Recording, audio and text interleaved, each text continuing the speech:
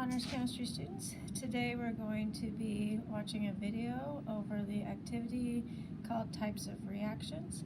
You can find this in the lab folder for Chapter 9 on the chemical reactions. Follow along with the procedure for each of the steps and fill in the data table with the balanced chemical reaction, what type of reaction is as we go.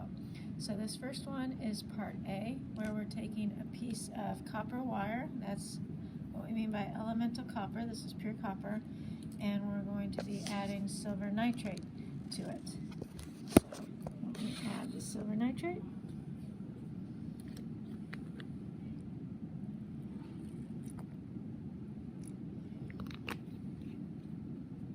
We'll give it a second to get going. And a little bit more. Or a lot. And you can probably already see it's starting to change color. It's starting to look more like a silvery color.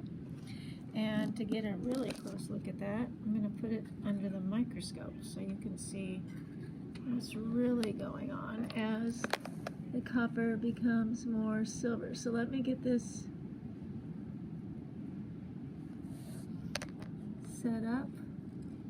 Get the microscope just so. Hopefully you'll be able to see it.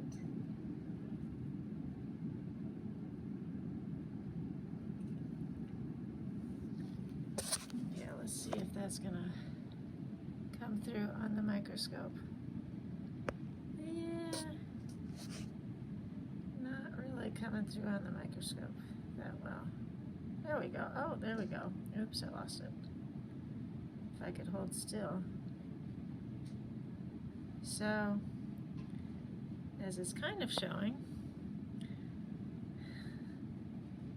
every now and then, you find it again, you get a little glimpse of, that's the copper wire now, that's the silver, little silver pieces forming on the copper wire. So, it ends up kind of looking like a, and here you can see it a little better up close here also.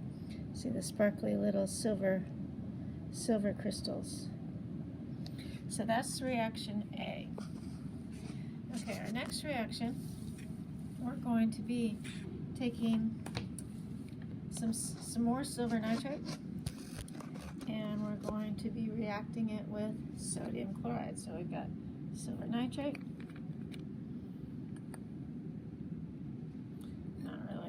Measuring out any amounts. It says about 20 to 30 drops. And then going to add some sodium chloride. So this is part B, reaction B.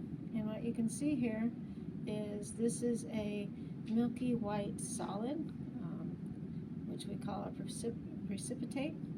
So if we give that enough time, that will settle, all that white stuff will settle down to the bottom. You can kind of see when you look closely down here at the bottom, there's some chunky white stuff. So that's the precipitate that it formed. So that was reaction number B, letter B.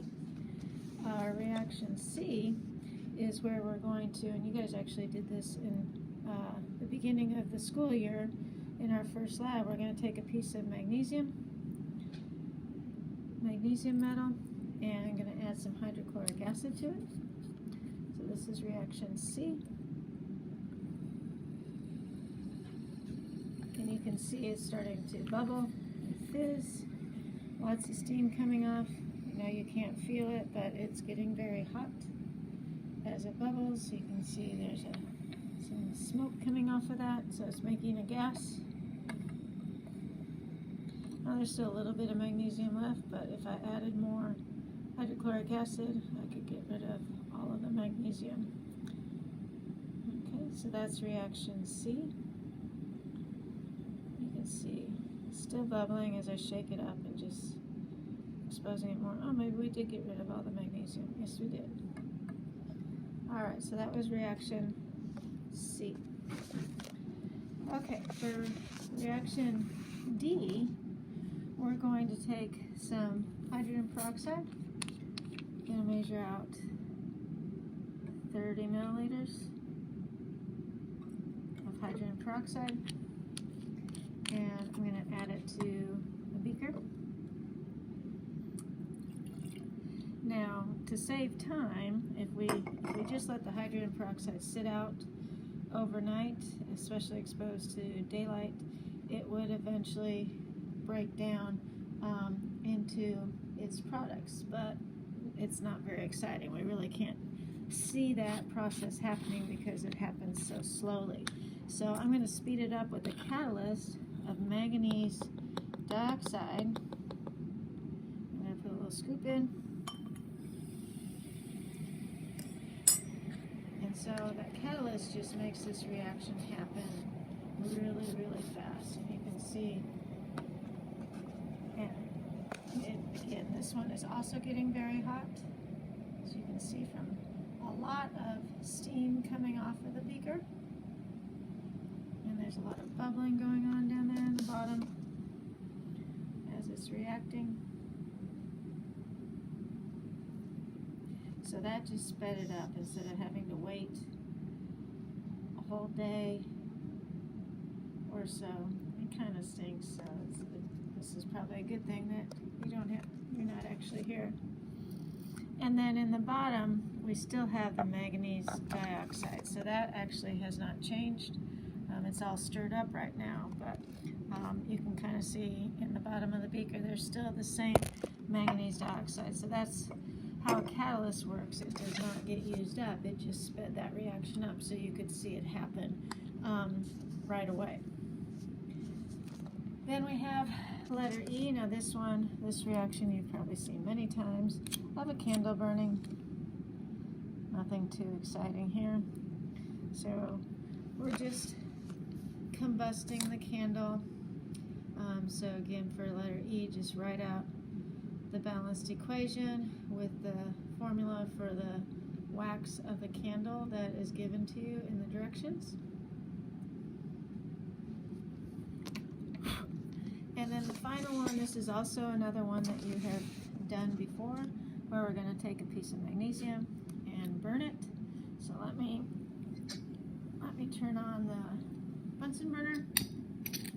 Okay, so we got that going. Let me sip this out a little farther. Let me get the piece of magnesium. Need 2 hands for that. Okay, so here we go. Let's see if I can keep this steady enough. So again, you also have done this reaction before, back in the beginning of the year.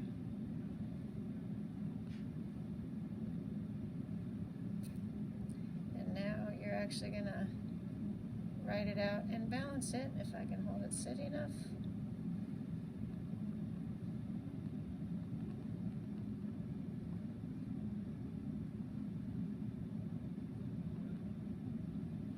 There we go.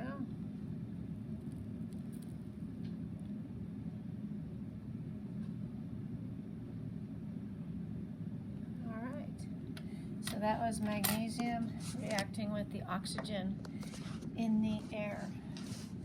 So write these out on the data table and balance them, and we'll see you next time.